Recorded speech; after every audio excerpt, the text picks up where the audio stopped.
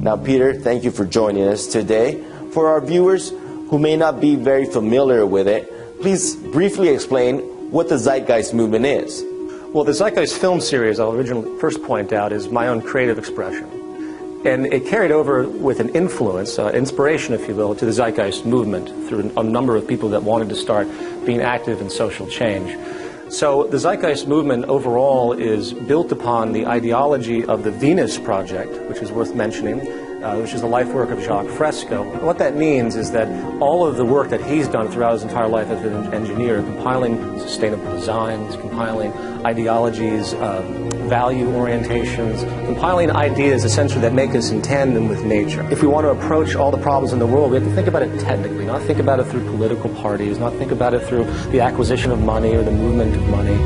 It's time we just go straight to it, because we understand it now. Science, I say that and people don't quite understand what I mean. I'm not talking about an esoteric view. We're talking about firm physical science of what it means to meet the needs of the human population. You often talk about the problems caused by our current monetary system.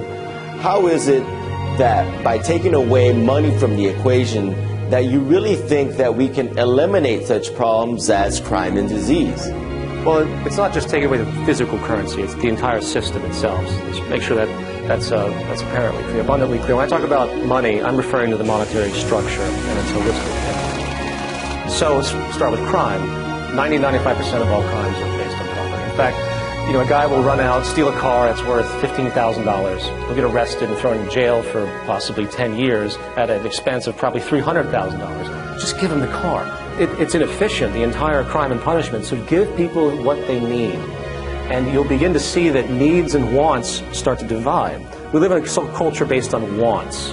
We create all these artificial wants, people when they're stylistic and materialistic ideas and the things that they want to own and show their property and status. This is a concoction. Then there's needs on the other end of the spectrum. Needs are true, viable things. And when people don't have their needs met, crime emerges. So crime is easily related to money. I mean, there's only a small percentage of really serious violent crimes, and even many of those come from psychological neuroses. And you can research the work of James Gilligan. They come from bad conditions, and in a resource-based economy, that is a very important issue. And that's not just the technical management of resources, it's understanding that the entire environment has to be low stress. You also talk about our over-reliance on fossil fuels and how this will eventually lead to a financial collapse. What do you think that it will eventually take for us to start looking at our energy issues a lot differently? I mean, does gas have to be $10 a gallon? If you're born into this system, you're indoctrinated into it, and you think the system's working, yes, $10 a gallon gas might be the rude awakening it takes to get society to understand what's happening. Let's talk about how overconsumption is affecting us in real time. Here in Los Angeles, we're dealing with high unemployment, unprecedented hunger. Does it really have to be this way? Because I think a lot of us over the years have grown to learn that there has to be some suffering in this world, right? Capitalist free market system, I don't believe, is going to hold up for that much longer. I'm not a prophet, but I think that it's going to show itself, and people are going to begin to see that it's intrinsically flawed. The collapse of industrial civilization, to put it very exaggeratedly, if you will, because we base everything on oil, is a very terrifying idea. I am not a doomsday theorist. I'm simply looking at the statistics. If we aren't adapting ourselves to renewables, which we have plenty of, we just need a systems approach to energize them and get them going, to change the global infrastructure, which we could easily do if there was an interest to do so. Again, it's a technical phenomenon. We don't need money to do it. We just do it. You know what I mean? If that doesn't occur, we're definitely going to see more wars. We're going to see extremely high gasoline. We're going to have a huge profiteering subculture. Collapse of society will be met with a huge profiteering group that are shorting all the interests, that are the owners of the goods that are going scarce, because scarcity equates to more profit. And that's another thing I think people should understand as well. There's no intrinsic interest in the whole of society for the well-being of everyone. And there isn't going to be, as far as I'm concerned, a legitimate economic recovery. We're not going to see the heyday of the human species, as far as I'm concerned, is over until radical shifts are made because of how important the hydrocarbon issue has been. And again, no one's doing anything to counter it. What we need really is a Manhattan Project, if you will, but for renewable energy research, and without having to worry about limitations of corporations to get it done. So to answer your question, there's not going to be an economic recovery that people are expecting. But it was many poor and middle-class Americans who contributed to the victory of our current president. Is their voice not being heard?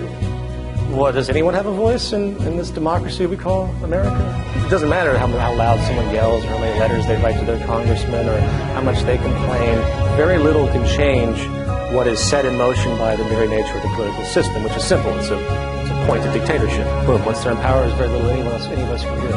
And since the entire thing is subservient to corporate interests through taxation and everything else, you see that the political corporate interest, and what John Perkins calls the corporatocracy, this is the phenomenon that exists. So the public is always going to be given the short end of the stick, and always has been since the divinity of the kings. You know? Nothing's really changed. We live in an advanced form of feudalism and nothing more. In the past, you've pointed out the dangers of our massive debt problem here in America. Do you think that this is an issue that's just impossible to resolve, even with the massive austerity measures that are being proposed?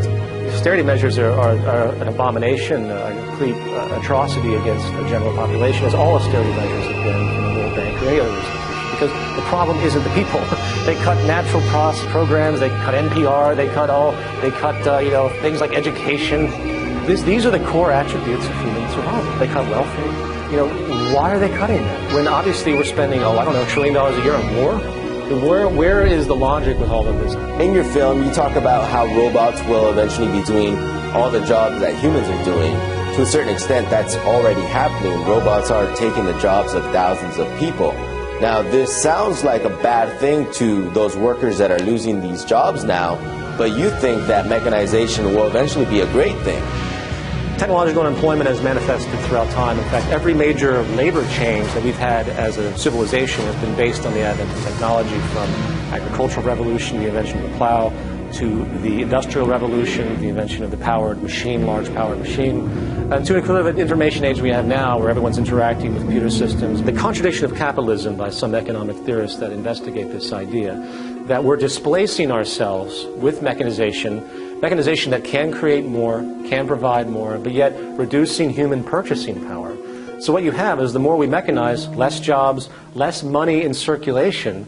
So how can an economy work? It's starting to stifle itself because of this very phenomenon. Technology is more efficient than human labor. It's time to maximize that. Instead of corporations feeling that they need to be providing a social service to keep people employed, we say, forget this, forget the labor-friendly system. We're in a different paradigm now. We can create an abundance on this planet, what I call an access abundance. We can have vertical farms fully automated off the coast of Los Angeles that can produce all the organic food for all of Los Angeles.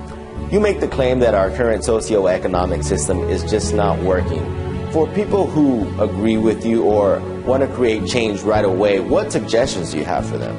I mean that if the patterns continue themselves, if the trends that I see continue, the ignoring of the energy issues, the ignoring of the growing instability through society, the kind of naivety of the general population to think, everything's just going to be okay. These things will coalesce into what I consider collapse. And it's a multifaceted, very difficult thing to anticipate. And it won't occur in some big, you wake up one day and everyone's running around on fire. It will be a slow grind of more unemployment, more extreme poverty, more suffering, death, more wars by all means, and more basic social instability, rationing of resources. I say that people should boycott the major banks, especially the banks that are part of the Federal Reserve cartel. This is a corrupt financial institution that has a cartel of private banks, and everyone just seems to think it's okay. People are beginning to realize that there are people in power that are preserving themselves, and they really don't have a genuine interest to help anyone else. But I do suggest people begin to be more conscious and try to find other sources of information. I happen to enjoy RT, independent media, more independent media, get away from the dominant institutions. Imagine years ago when you lived in a society where all you had was a newspaper. There was no television, all you got was that newspaper in your front door. Imagine how easy it was for people to control what people thought. Don't ever join the military. Support the people that are there and respect them as human beings, but I do my best when I speak to people in the military. I say, just get out. I have deep respect for the people that go into this. I feel for them, the poor Americans that have been forced, as far as I'm concerned, coerced by the economic structure to get money for college, and boom, they're thrown into this hugely detrimental psychological environment. The shell shock and everything that emerged, the one 1 out of 4 veterans that commit suicide. It is not in, I believe, our basic human development to just kill each other. I think it really is a bad state of mind and causes more hurt than anything else. And the larger perspective, geopolitically, all it does is create animosity. If you took all the money we spend on war and applied it to renewable energies or applied it to basically anything social, you could resolve that problem in a second. You took all the scientists that are currently developing weapons and put them on how to actually redesign a sustainable society.